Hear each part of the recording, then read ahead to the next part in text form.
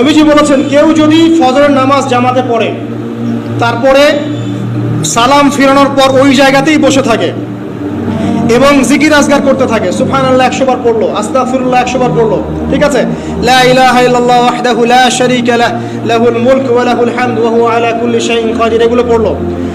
তারপরে ধরেন দরুদ শরীফ পড়লো ইত্যাদি। জিকির আজগার শেষ করে সূর্য উঠে যাওয়ার পরে সে যদি 2 রাকাত নামাজ পড়ে, মাত্র 2 রাকাত, সে ফিরে যাবে একটা কবুল হজ, একটা কবুল ওমরার নেকি নিয়ে ফিরবে ইনশাআল্লাহ।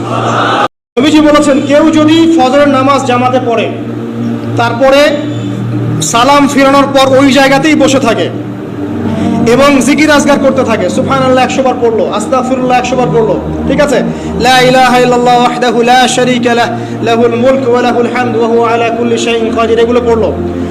তারপরে ধরেন দরুদ শরীফ পড়লো ইত্যাদি। জিকির আজগার শেষ করে সূর্য উঠে যাওয়ার পরে সে যদি 2 রাকাত নামাজ পড়ে, মাত্র 2 রাকাত, সে ফিরে যাবে একটা কবুল হজ, একটা কবুল ওমরার নেকি নিয়ে ফিরবে ইনশাআল্লাহ।